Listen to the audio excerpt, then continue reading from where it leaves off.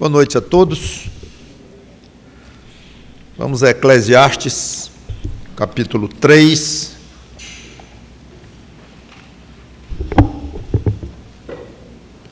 Versículos 1 a 8.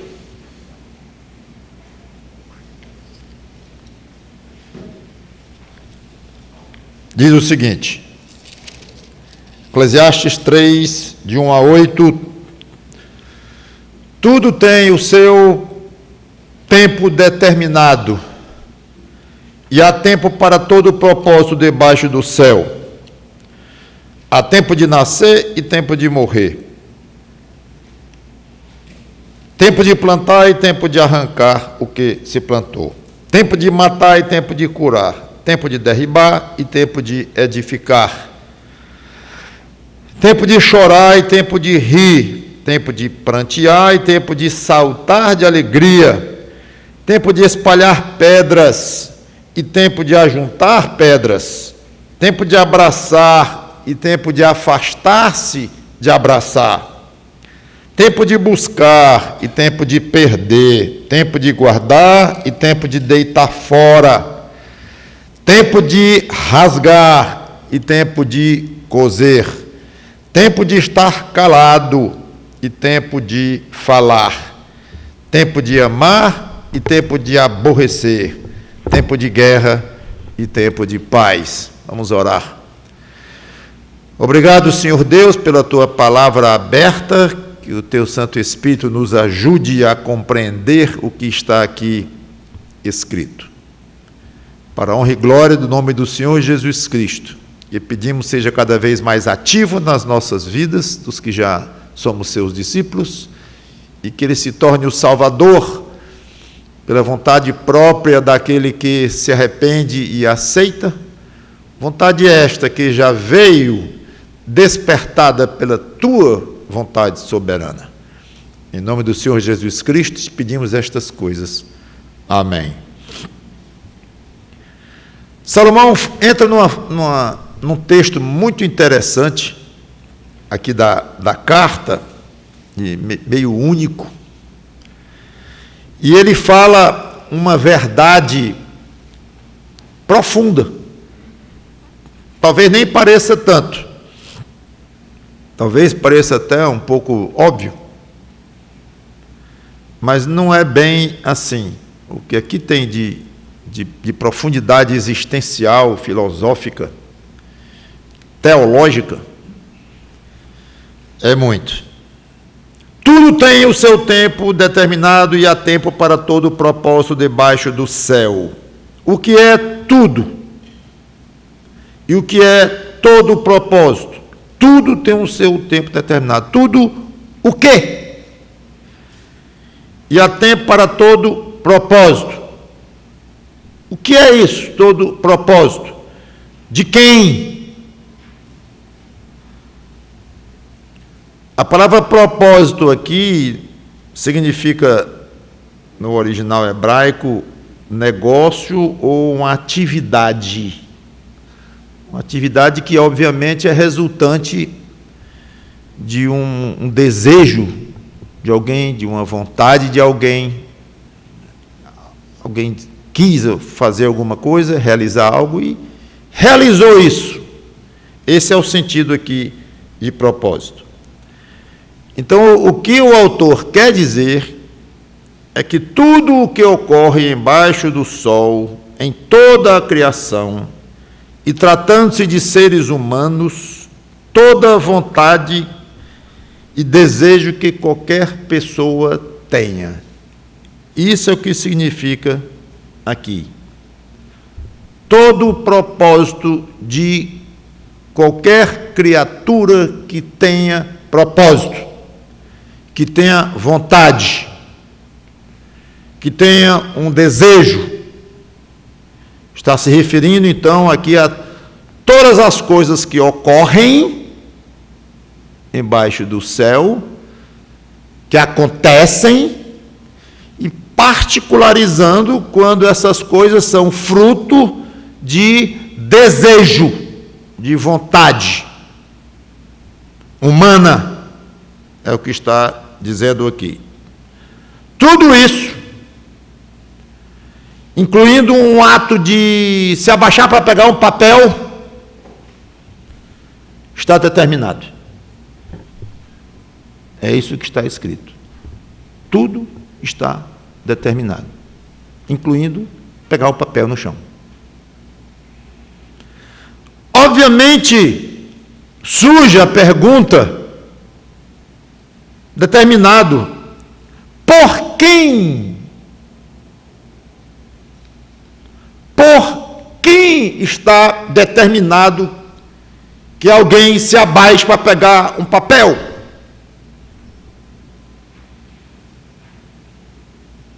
A resposta não está neste versículo. E até mesmo nesses próximos versículos, vamos ver aqui, que ele vai fazer uma série de comparações aqui, de uma coisa e a outra e tal. Mas, obviamente, quem lê o livro de Eclesiastes vai encontrar facilmente, já terá encontrado aqui, estamos no comecinho do capítulo 3, mas já terá encontrado a resposta a esta pergunta. Está determinado por quem? Por Deus. E eu achei desnecessário sair catando em Eclesiastes todas as passagens que falam de Deus, no que ele determina, no que ele dá para as pessoas, no que ele concede. Já falamos muito sobre isso, em 2 capítulos, ainda são 12 capítulos. Então, na realidade, ou 13. Agora eu fiquei na dúvida. Para depois chegar a dizer: pastor, se eu disse 12 é 13, se eu disse 13 é 12. Pronto, 12, voltei a ser fiel. Então, eu acertei. Não tenho a menor dúvida, quem lê Eclesiastes, que a resposta é essa. Ah, você quer ler Provérbios? Está lá. Você quer ler Salmos? Está lá. Você quer ler Efésios? Apocalipse? Marcos? 2 Crônicas? Levítico? Escolha os 66 livros da Bíblia, que você vai encontrar abundantemente a resposta a esta pergunta que fica por trás do que Salomão está querendo dizer. É curioso que ele nem se deu o trabalho de dizer, talvez de tão óbvio que fosse na mente dele, não sei o motivo, mas uma coisa nós sabemos: não havia a menor necessidade de afirmar explicitamente. O fato é que nós podemos responder sem a menor sombra de dúvida. Está determinado por quem? Por Deus, o Criador. Ou seja, Deus não fez o mundo sem rumo, caótico, aparentemente sem sentido, como Salomão tem descrito até aqui, aparentemente sem sentido. Não, ao contrário, Deus, o Criador, determinou um tempo para cada coisa. Então, o Deus que Salomão descreve em Eclesiastes, e a Bíblia descreve de uma maneira total, geral, fala de um Deus poderoso, inteligente, soberano, racional, organizadíssimo, detalhadíssimo, que tem planos definidos. Tudo isso diferente da noção de que tudo ocorre ao acaso, que muitas pessoas concluem erroneamente ao olhar a vida como ela é ao redor, embaixo do sol. Uma pergunta existencial, para aqueles que gostam de descer mais fundo, crucial, que surge com a afirmação de Salomão: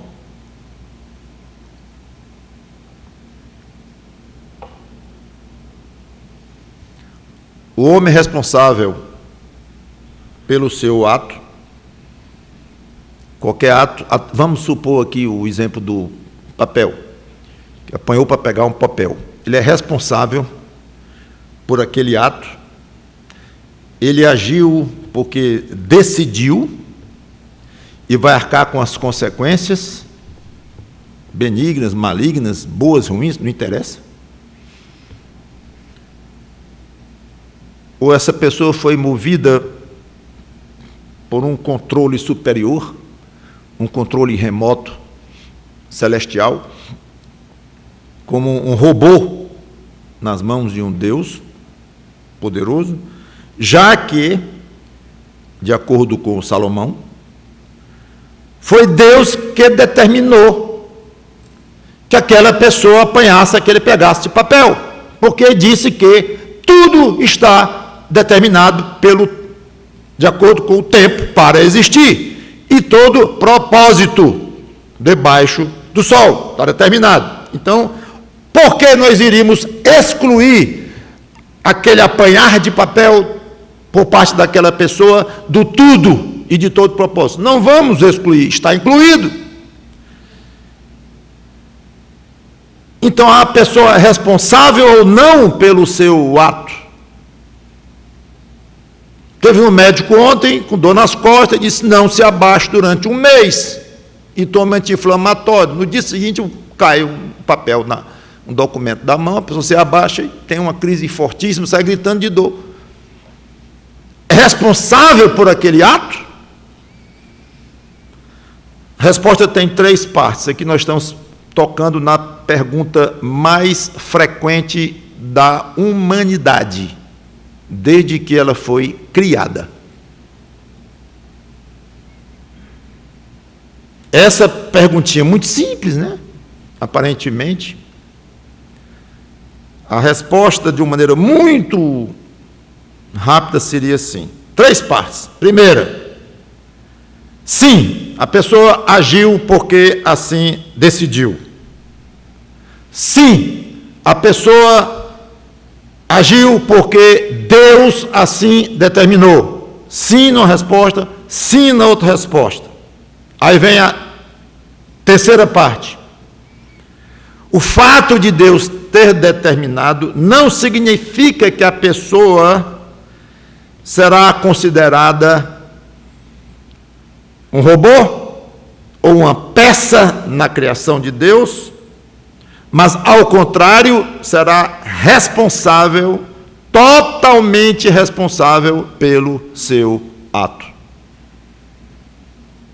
Pastor, agora o senhor vai ter que explicar isto. Pois é, exatamente o que eu não vou fazer. Porque eu seria a primeira pessoa na história da humanidade, repetindo, que iria explicar esta pergunta.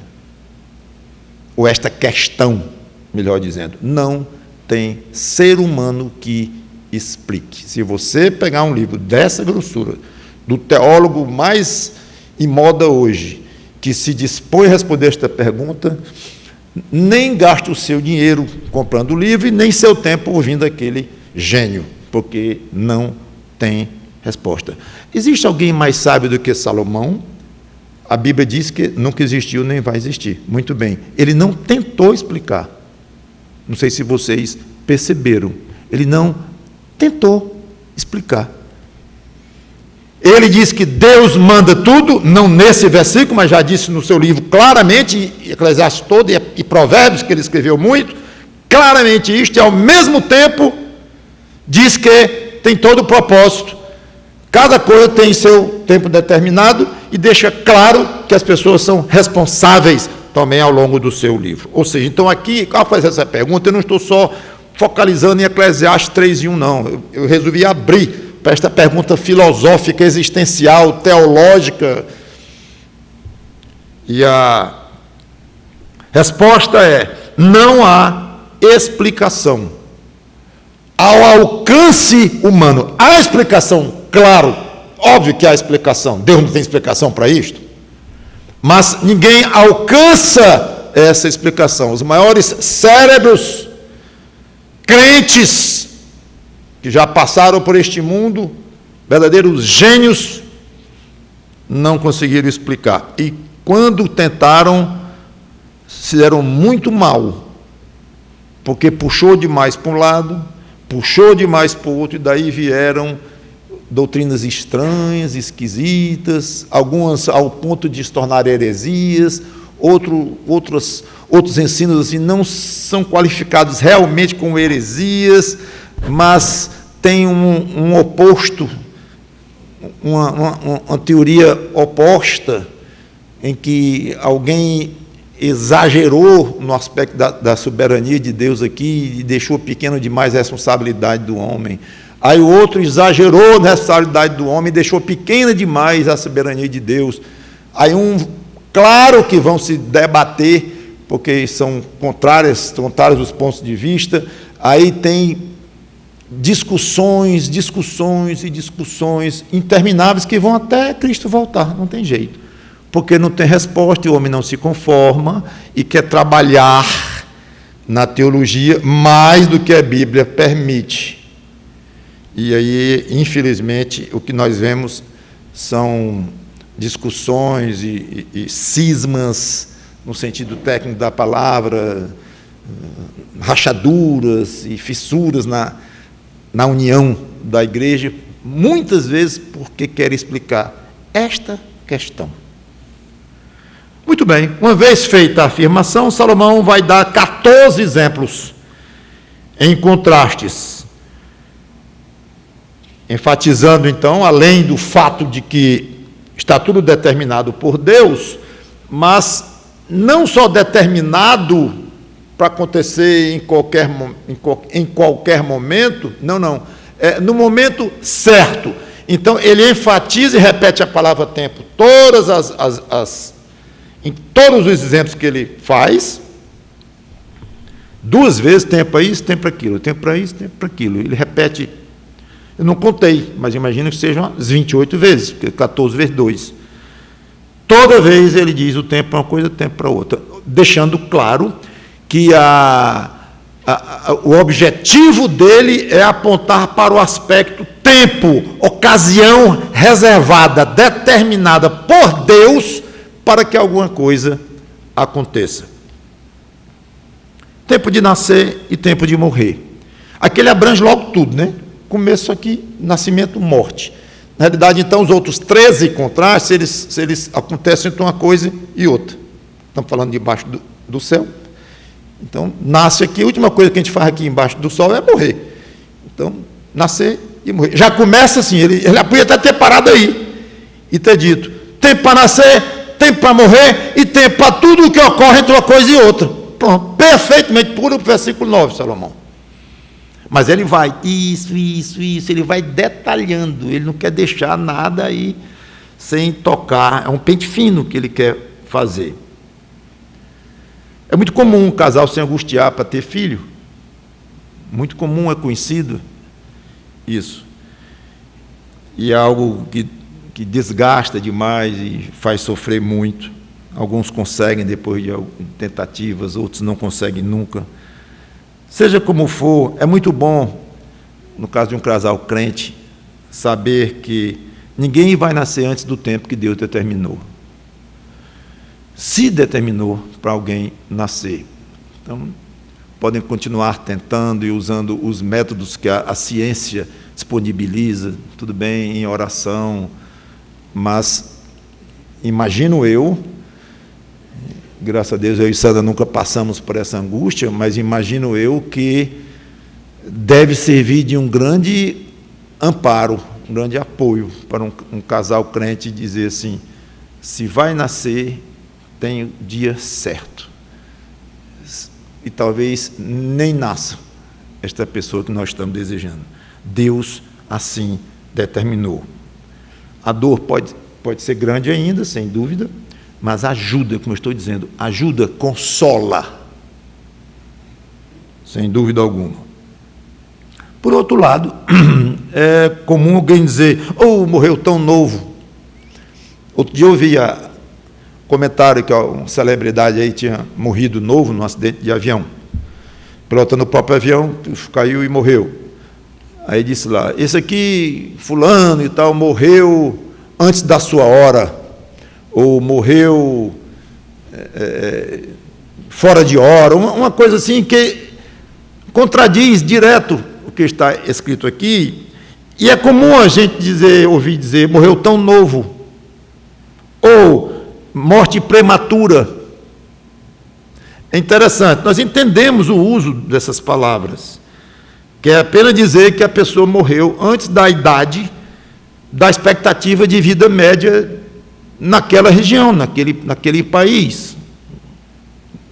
A expectativa de vida é 75 anos, a pessoa morre com 20, então morreu nova, morreu muito antes da expectativa.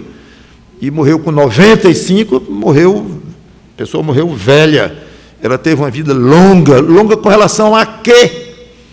Com relação à média de expectativa. Tudo bem, é correto, não tem nada errado aí. Mas é bom lembrar também que do jeito que ocorre com a ideia de nascer, a ideia de morrer, não há o menor sentido em se falar para Deus que houve uma morte prematura. Ele vai dizer, como?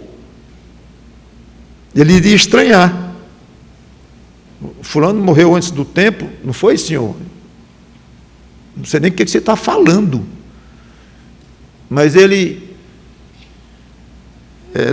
não fez aquilo para o qual ele veio fazer. Não.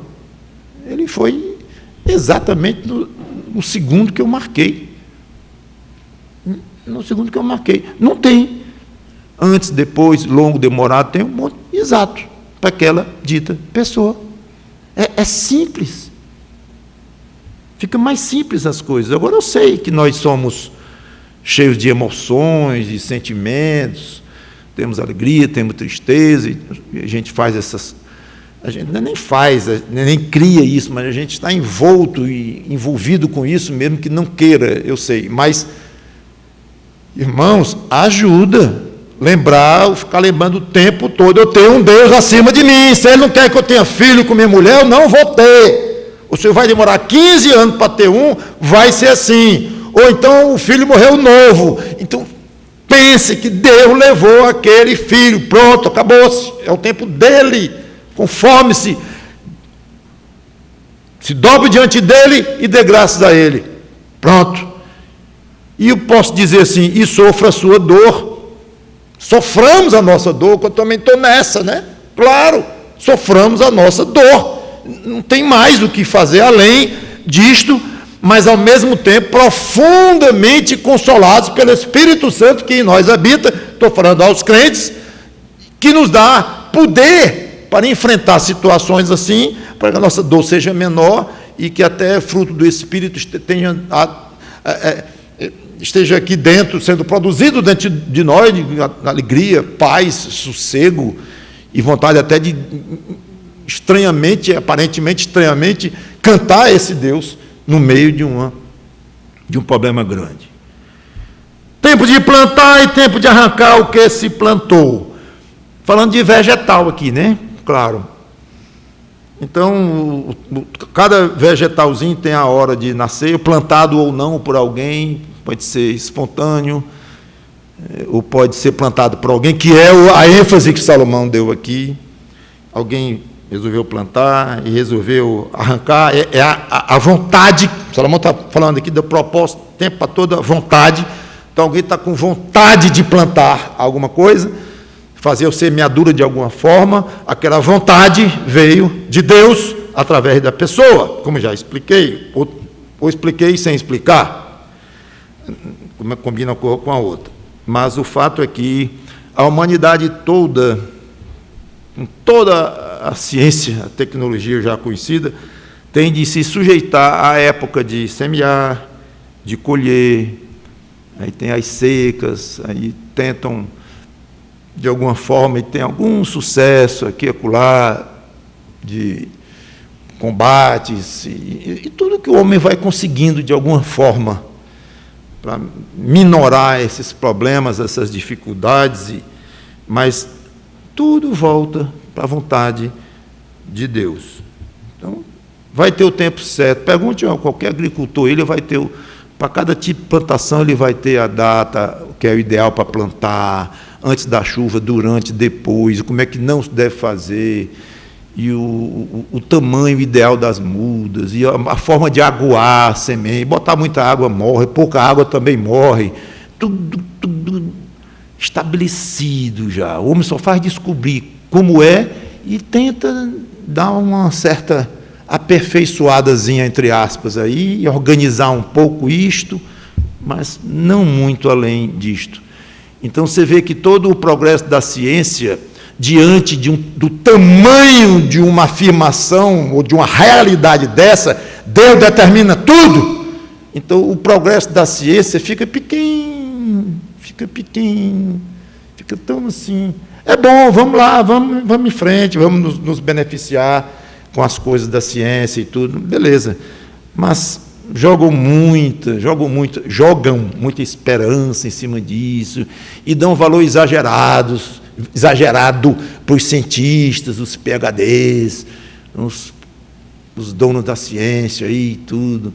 E ninguém nem percebe que alguém está dizendo assim, a gente descobriu que não era bem assim, não, agora é assado. Ah, que coisa, pois é. Está cheio disso a ciência, porque, na realidade, tudo vem de Deus. E a hora de uma plantinha nascer, porque foi plantada, e ela morrer, porque foi arrancada, é o tempo de Deus para uma plantinha existir. Matar e curar.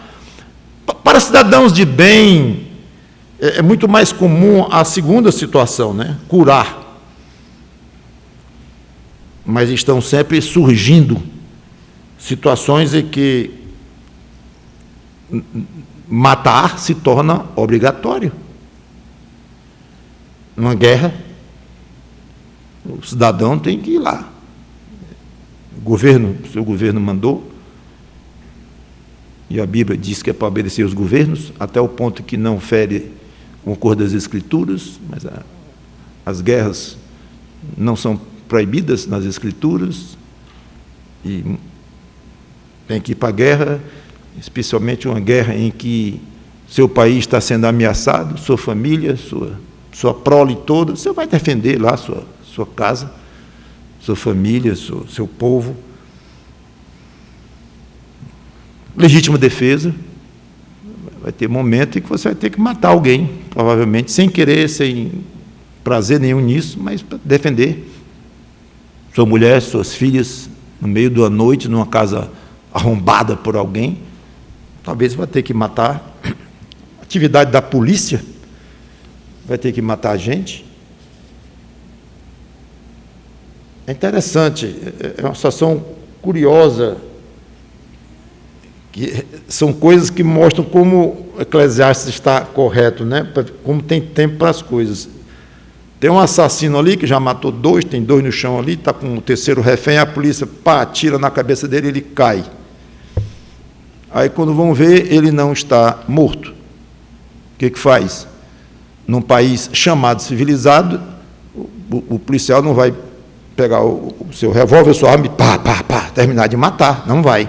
Vai correr, bota numa ambulância e vai se operar. Vai ver o que aconteceu com o bandidão lá. Aí opera o bandido, é curioso isto. Opera de acordo com a lei e tudo, aí cuida dele, trata, gasta dinheiro, pois é. Aí tá recuperado, mais ou menos está, julgamento.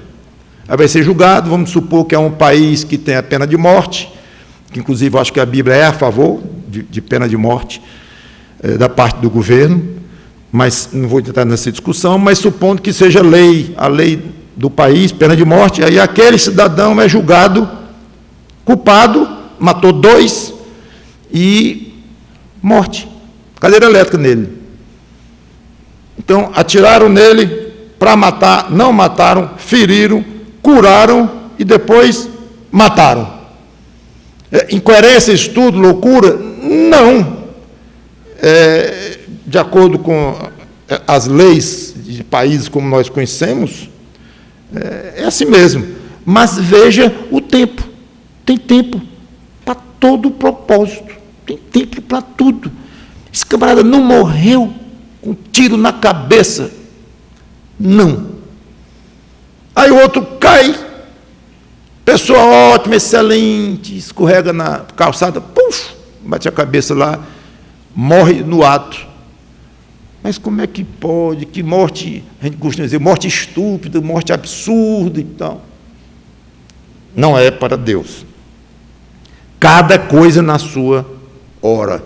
E o país cuide, a administração, de cumprir a lei, o cidadão cumpra a lei, não somente a lei da legislatura mesmo do país, mas da sua consciência diante de Deus, e vá vivendo passo a passo, e sabendo que as coisas vão acontecer na hora certa, e aparentemente alguns não acontecem quando é para acontecer, ou acontece quando não é para acontecer. Essas surpresas, vá aceitando, que não são anomalias de coisas embaixo, não faz parte da lista de coisas meio estranhas embaixo do sol. Não tem coisa nenhuma de estranho aqui, nada, zero. É porque Deus determinou. Sim, mas determinou assim, do jeito que Ele quer. Pois é, exatamente, do jeito que Ele quer. Mas assim também como? Não, mas qual é o critério deles? E é da sua conta? É da sua conta o critério de Deus? Pergunta estranha. Estranho é isso, esse tipo de questionamento.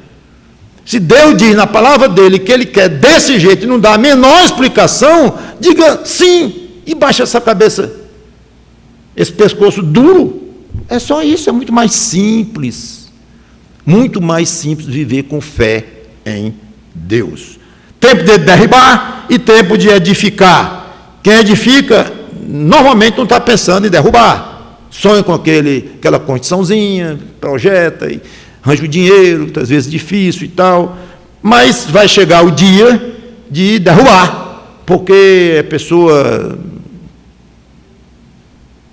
se mudou, vai querer uma coisa maior, ou o contrário, se endividou e tem que vender. Aí o que comprou disse, não quero isso aqui não, quero fazer outro projeto aqui, buf, derruba. Então tem tempo para construir, tempo para derrubar. De você mesmo construir, e você mesmo derrubar, ou você construir e o outro derrubar, ou o outro constrói e você derruba, está valendo tudo. Aquele imóvel ali, aquela coisa construída ali, tem um tempo dela existir e dela desaparecer. Tempo de chorar e tempo de rir. Aí tem um outro parecido que eu vou juntar logo. Tempo de prantear e tempo de saltar de alegria. Obviamente o segundo par de contraste, ele fala de emoções mais intensas, né?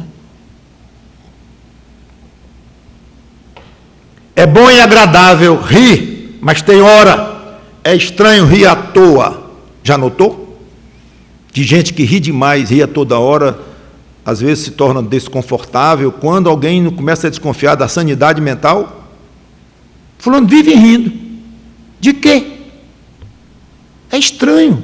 Parece que não está entendendo as coisas. Dá uma sensação desagradável. Mas rir é tão bom. Espera aí, depende, né? Aí você ri do outro sofrendo. Estou com dor e você rindo. Esquisito. Malvadeza, uma coisa estranha. Tem hora de rir. Da mesma forma, ninguém gosta de chorar. Da forma que gosta de rir, que o riso aparentemente é agradável, ninguém gosta de chorar, mas faz parte. Chorar. E às vezes é necessário e muito mais benéfico do que rir. Vou logo para o outro assunto, porque ele vai falar tanto disso aqui lá na frente, espetacular, a passagem de Eclesiastes, que eu não vou estragar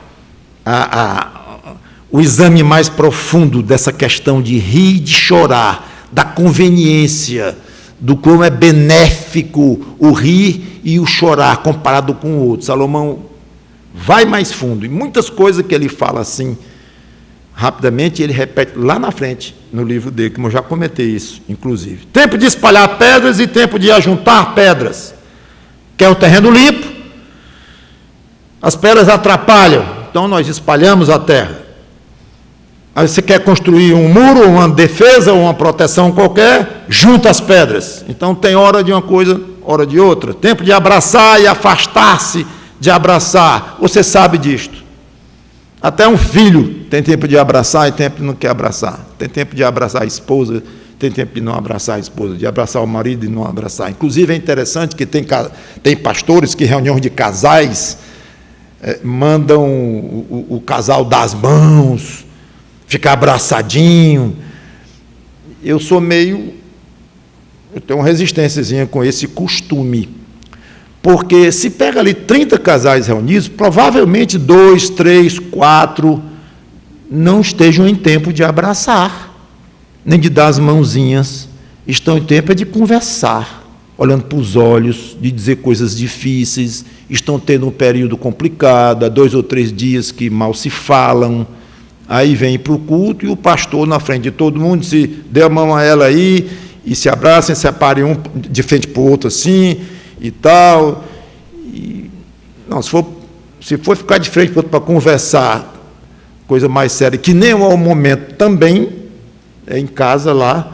Ou seja, tem que ter sabedoria para manejar essas coisas, porque tem tempo de abraçar, tem tempo de intimidades físicas, totais, como Deus permite, fez o sexo para isto, para ser usado no casamento gostosamente. Tem tempo.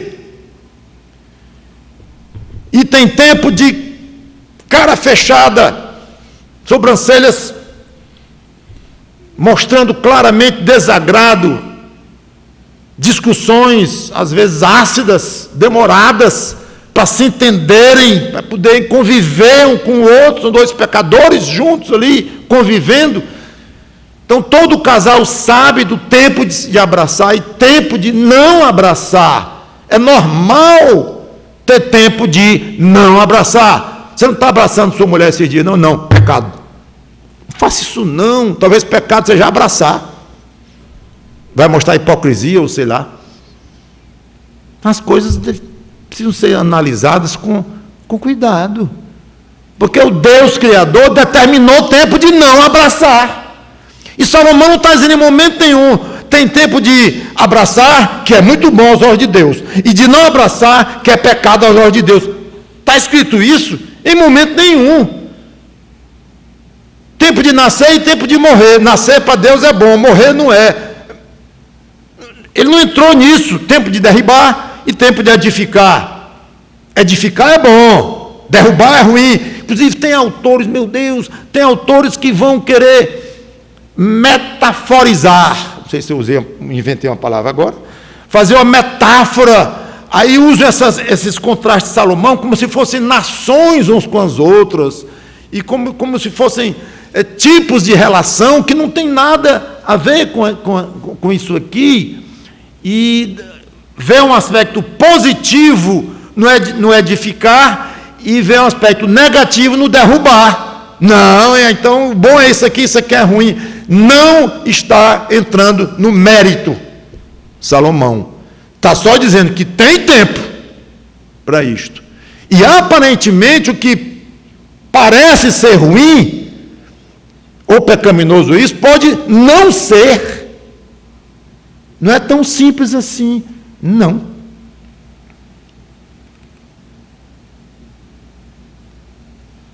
Um segredo valioso em qualquer relacionamento é saber a hora de tratar os assuntos. Voltando à questão de abraçar e afastar-se de abraçar. Saiba a hora.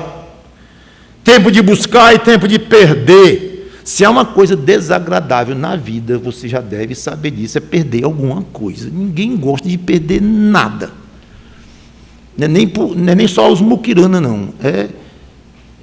É qualquer um, é desagradável demais. Eu perdi minha canetinha, não vale muita coisa não, mas eu perdi. Onde é que eu botei? Aí acha que já está esquecendo das coisas e acha que alguém pegou. É ruim, é ruim. Você conta com aquilo, aquele objetozinho ali. É desagradável perder, ainda mais quando é um diamante de R$1 milhão, que eu não sei porquê, nunca perdi um. Seja como for, do jeito que é desagradável perder, é bom achar. Oh, achei minha canetinha, é bom demais, minha borrachinha, aquela velhinha que está metade já, não sei quanto tempo, mas eu gosto dela, que ela tem um cantinho que ela paga bem direitinho aquelas coisas que eu quero. Pois é, tem gente que tem essas esquisitices, coisinhas bem delicadas, que não quer perder não, e não é porque é agarrado às coisas, é a utilidade que ela tem, é só isso, e é bom, pois talvez ajude, a próxima coisa que você vai perder, pequeno ou grande, enquanto não tiver achado, pensa assim, tem tempo de perder. Estou experimentando um. Eita, senhor, está desagradável, ainda mais se for uma coisa grande que você perdeu. Eu não vou nem falar aqui em filho, em parente, que tem também, pode ser aplicado também, mas mesmo em coisas aqui materiais, por exemplo, perdi minha empresa. Acabou, negócios, pandemia e tudo, concorrência, ou deslealdade, ou roubo, eu perdi. Embora não seja bem, eu acho que eu perdi aqui, porque está em contraste com buscar e perder. Eu acho que Salomão está falando das coisas da vida mesmo, do dia, das pequenas, inclusive, sem excluir as grandes. Mas as pequenas estão aqui dentro, na minha maneira de ver. Agora, eu quiser dar uma aplicação um pouco mais forte de buscar e de perder, às vezes se perde uma boa amizade. Não é necessário haver culpa de um dos pares. Simplesmente surgem motivos e a amizade vai esfriando. Pelo menos existe o outro lado, né? É que do jeito que se perde, acha. Então, do jeito que se perde um bom amigo, uma boa amiga, se acha um bom amigo, uma boa amiga. Lembre-se disto. Jovem, muito sujeito a isso, né? Negócio de best friend forever, tem um negócio assim, né? Vocês aí sabem, né, mais ou menos o que eu estou falando, né? Pois é. Aí, eu perdi o meu best friend forever. O forever não durou 6 meses. Vai arranjar outro forever. Para sempre, sei lá, o nome eterno. Jovem é meio, né, exagerado? Um pouco. Né? Mas se consolem nessas coisas.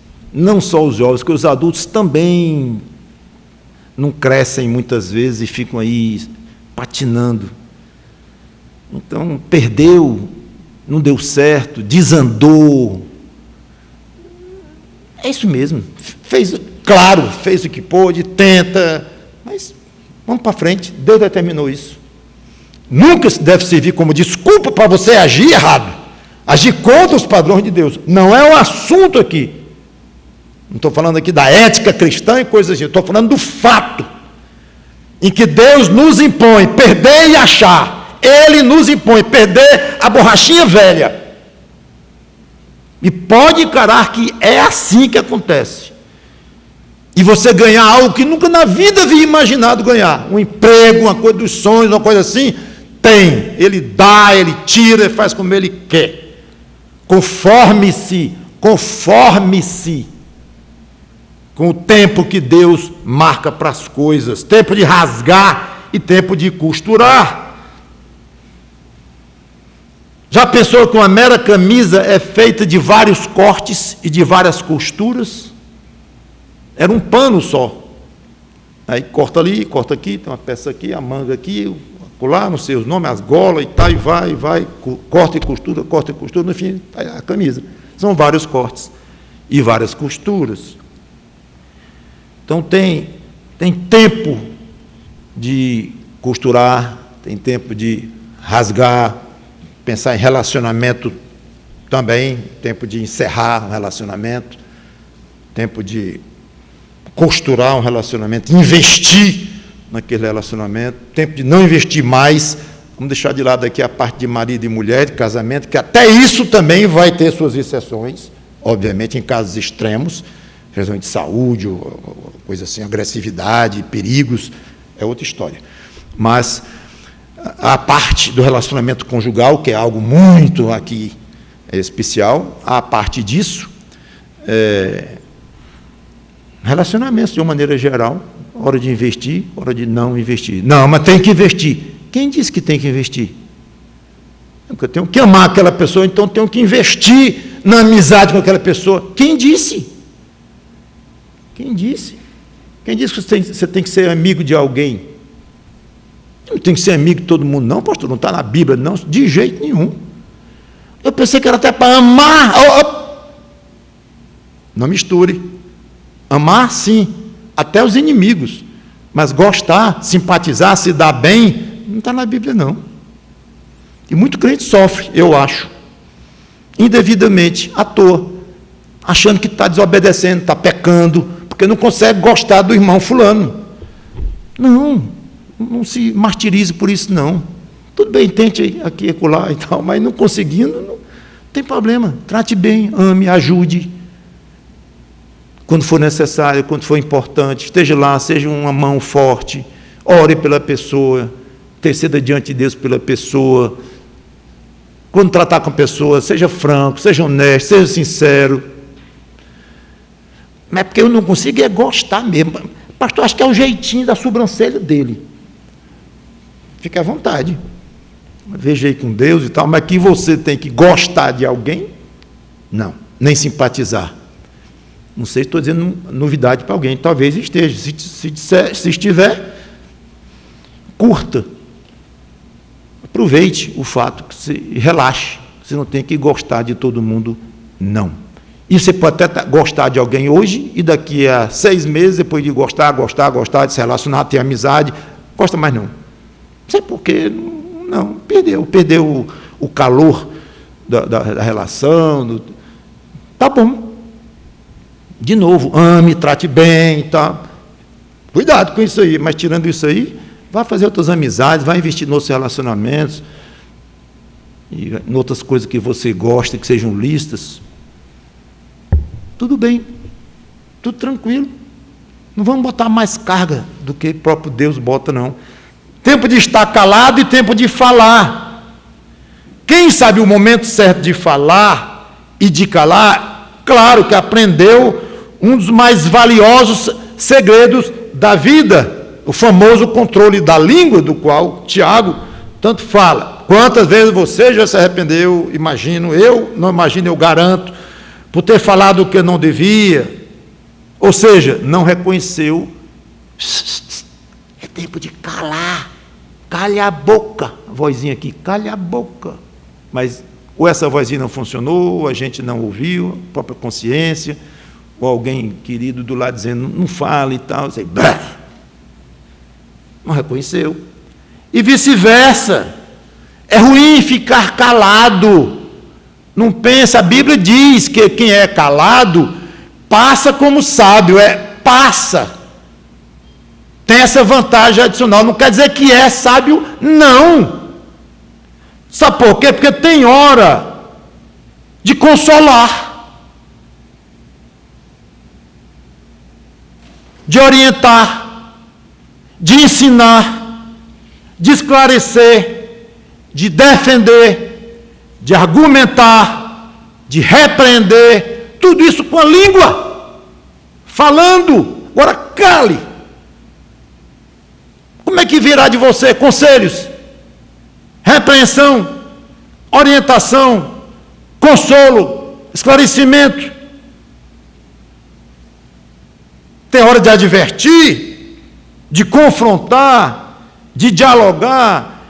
Então não é só que o caladão é o sábio e o que fala mais é o tolão nessa história. Não! Os dois podem ser sábios e os dois podem ser tolos, porque tem tempo de falar e tempo de se calar. O que fala na hora de ser tempo de falar é sábio. O que cala na hora de ser tempo de calar é sábio. É isso aí. Não é que um é o certo ou outro é errado. Não. Agora, a Bíblia diz, corre mais risco o que fala mais, claro, porque ele se expõe a dizer mais coisas que não tem nada a ver, coisas erradas, tolice, ele está exposto. O que se cala nunca vai ouvir a acusação. Você disse. Não, eu não digo nada nunca. Então, como é que eu disse? Nem venha com essa. É cômodo, num certo sentido. Não que a pessoa escolha ser assim. E nem que o que fala muito escolhe falar muito. Então, são coisas que crente tem que ter muito cuidado em aplicar de uma maneira correta uma coisa e a outra. Claro que vai ser mais fácil aplicar aquilo que a pessoa tem jeito, nasceu daquele jeito. Quando é para falar, é comigo mesmo. Aí o outro diz, não, quando é para calar, é comigo mesmo. Tudo bem, para um é difícil calar, para o outro é difícil falar, mas vai ter dificuldade de qualquer forma. Então, se prepare e esteja devidamente atento para isso. Tempo de amar e tempo de aborrecer. A Nova Almeida atualizada e a nova versão internacional NVI, ambas dizem amar, ou seja, as três versões dizem amar, mas como a nossa, eu li aqui aborrecer, as outras duas falam odiar. Aqui não é, tem que ter cuidado para não confundir com amor bíblico, que é a decisão de querer o bem, até do inimigo, em qualquer situação. Então, tem tempo de amar e tempo de não amar, de odiar, no sentido mesmo bíblico, do amor que a Bíblia manda a gente dedicar até ao inimigo. Mas tem hora que não é para amar nem inimigo, nem ninguém. Não. Não é nesse sentido, não confundam. Então, a hora de não amar, no sentido bíblico de querer o bem e ter interesse pelo bem do outro, nunca há o contrário desta ordem. Sempre, em outras palavras, sempre é a hora de amar, no sentido que eu já expliquei. Mas tem um outro sentido, o grego tem verbos diferentes para explicar uma coisa. Um é o famoso o ágape, todo mundo sabe, mas a outra palavra é filéo, que significa amar também, mas muito mais no sentido de simpatizar, de se dar bem, que é o contexto que eu acabei de dizer, que não é obrigado a se dar bem, não é obrigado a simpatizar. Pois bem, é exatamente esse sentido em que Salomão está dizendo aqui. Tem hora de amar e tem hora de aborrecer, de não querer não, de não gostar, de não simpatizar. É basicamente isso aí. Então, Salomão, o certo é amar e é ruim o odiar. Não estou dizendo isso. Eu estou dizendo que tem momento para uma coisa e momento para outra. Mas não é óbvio? De jeito nenhum. De jeito nenhum. Mas é bom ou ruim? É claro que o amar é bom e o não amar, o aborrecer é ruim. Não é claro. De jeito nenhum. Se você errou, alguém lhe confronta corretamente e você se aborrece, fica com raiva da pessoa, está errado.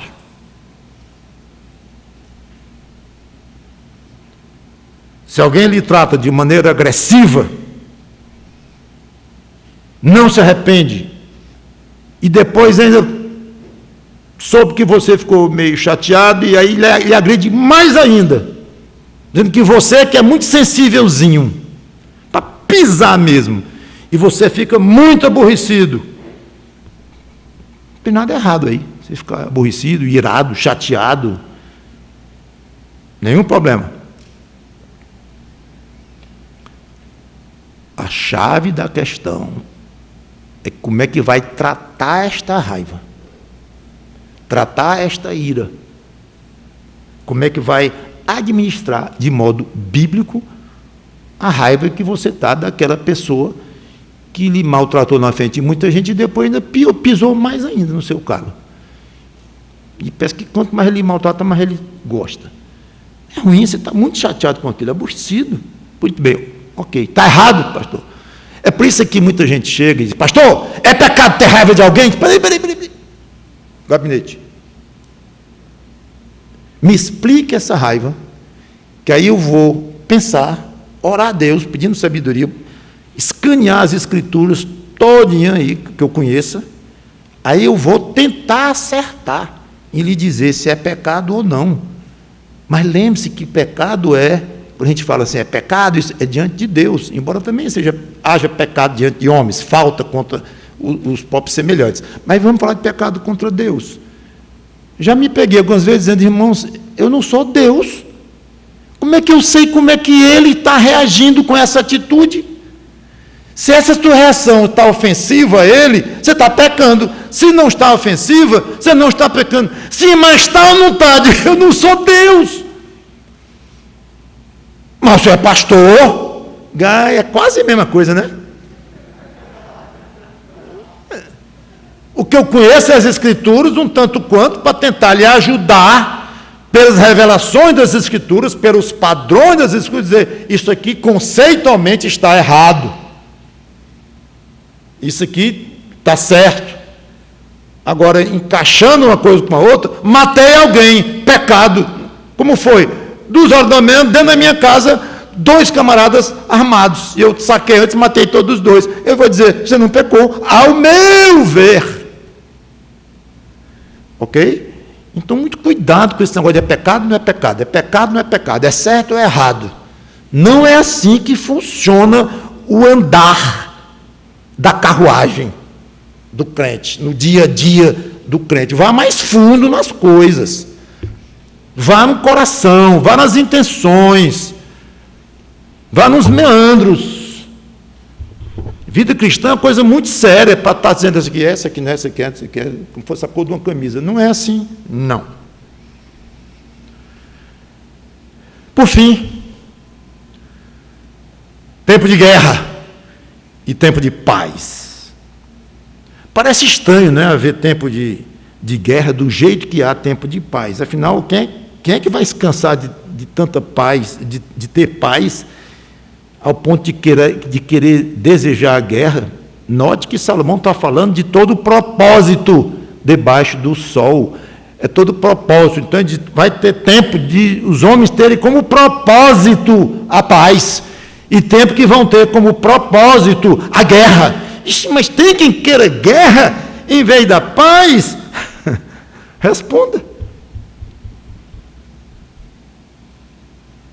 É lógico. O mundo pecador, os homens pecadores, ainda mais se formos falar de guerra de relação, guerra de agressão de verbal, você sai de casa, você já guerreou contra uns 4, incluindo o pobre do porteiro do prédio, já agrediu, já falou de maneira errada, filho, mulher, gritou com a mulher ou com o marido. Você decidiu fazer guerra. Agora, é certo ou errado?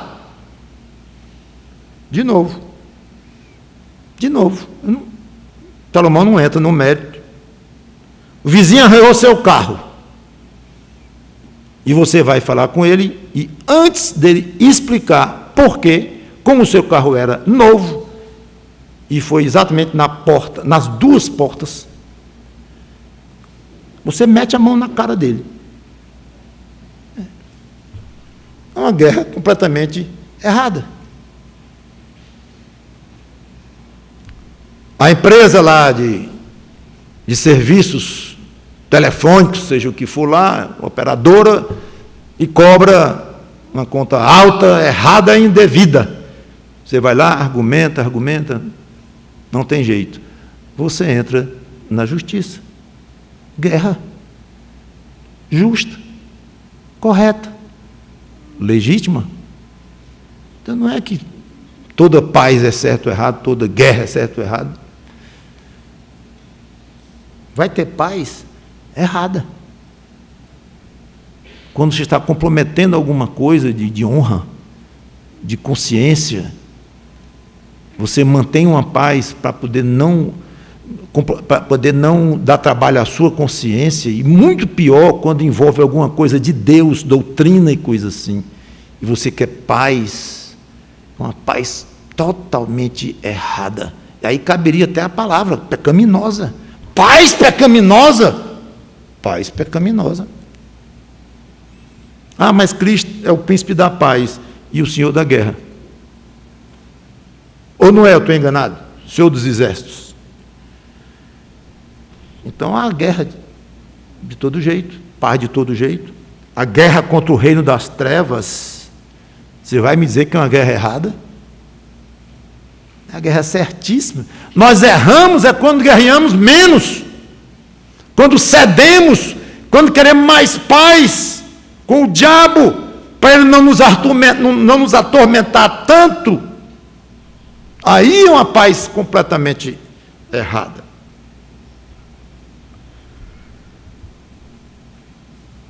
O importante é a ética e o comportamento na paz e na guerra, e as motivações pelas quais você está mantendo paz e pelas quais você deflagrou uma guerra e está firme nesta guerra.